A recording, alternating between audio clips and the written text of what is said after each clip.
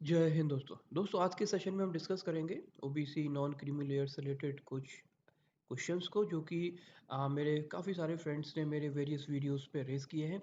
दोस्तों इस तरह से डेडिकेटेड सेशन जब मैं लेके आता हूं तो मैं उन क्वेरीज को डिस्कस करता हूं जो कि आप सभी के लिए बाय एंड लार्ज इंपॉर्टेंट है, नेसेसरी है, उनको मैं डेडिकेटेड वीडियोस के माध्यम से शेयर करता हूँ आपके साथ। इन्हीं क्वेरीज से रिलेटेड एक इन्हीं क्वेरीज के सेट में एक बहुत ही कॉमन क्वेरी है जो मेरे काफ़ी सारे फ्रेंड्स ने पूछा है कि इनकम शो करने के लिए हम इनकम सर्टिफिकेट की जगह क्या आईटीआर को प्रोड्यूस कर सकते हैं।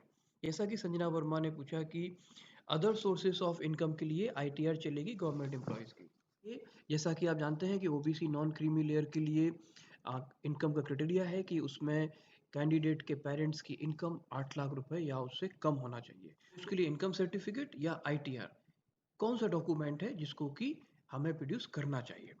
दोस्तों इस क्वेश्चन को समझने के लिए पहले हम आईटीआर और इनकम सर्टिफिकेट के डिफरेंस को समझ लेते हैं।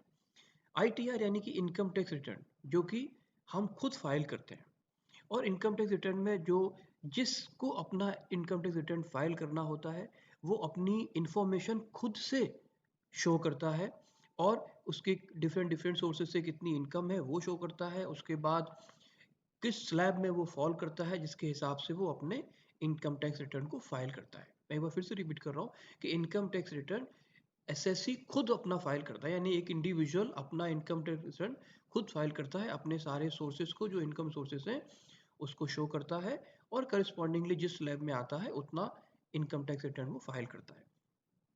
लेकिन जहाँ तक बात है इनकम सर्टिफिकेट की, तो इनकम सर्टिफिकेट स्टेट गवर्नमेंट की कॉम्पिटेंट अथॉरिटी इशू करती है, और उसके लिए जिस कैंडिडेट को अपना इनकम सर्टिफिकेट बनवाना है वो अपने डॉक्यूमेंट्स को सबमिट करता है। उन डॉक्यूमेंट्स में एनुअल इनकम इंडिविजुअल की और उसकी फैमिली की जो डिफरेंट डिफरेंट सोर्सेस हैं उन सारी इनकम्स को के करस्पॉन्डिंग जो सर्टिफिकेट होते हैं उनको सबमिट किया जाता है। स्टेट गवर्नमेंट की कॉम्पिटेंट अथॉरिटी उन सारे डॉक्यूमेंट्स को एसेस करती है, एवेल्युएट करती है, स्क्रूटनाइज करती है, और उसके बाद इनकम सर्टिफिकेट इशू करती है। जब भी आप कंपेयर करेंगे इनकम सर्टिफिकेट और आईटीआर के बीच में, तो इनकम सर्टिफिकेट एक लीगल डॉक्यूमेंट है जो कि इनकम रिप्रेजेंट करने के लिए किसी भी कैंडिडेट का या उसके फैमिली का ये प्रोड्यूस किया जाता है।